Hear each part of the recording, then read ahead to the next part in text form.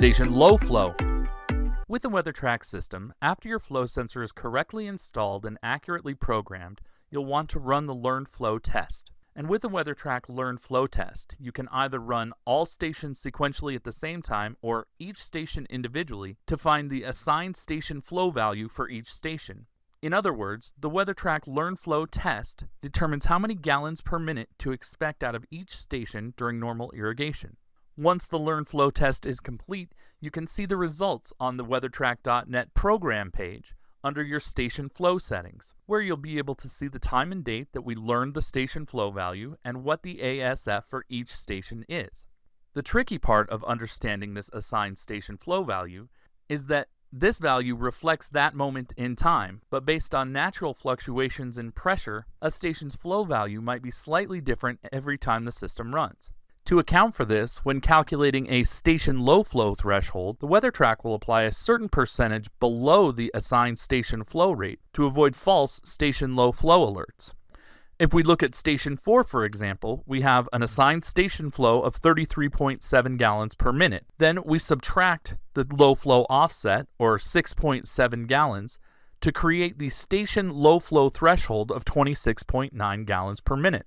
Then if Station 4 is running and the WeatherTrack measures less than 26.9 gallons per minute, the station low flow alert will be raised. So a station low flow is created when the controller detects a measured flow that is less than the station low flow threshold.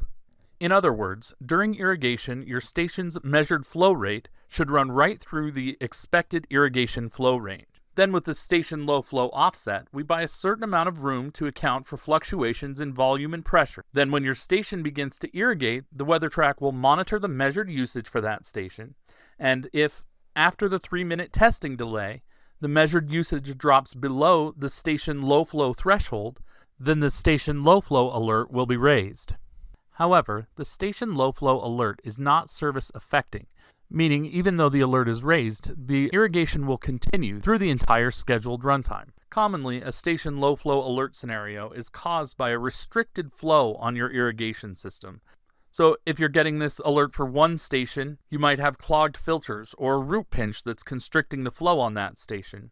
If you're getting this alert for many stations, you might have a backflow or isolation valve that's partially turned off and restricting the flow and pressure for the entire system, causing multiple stations to create station low flow alerts.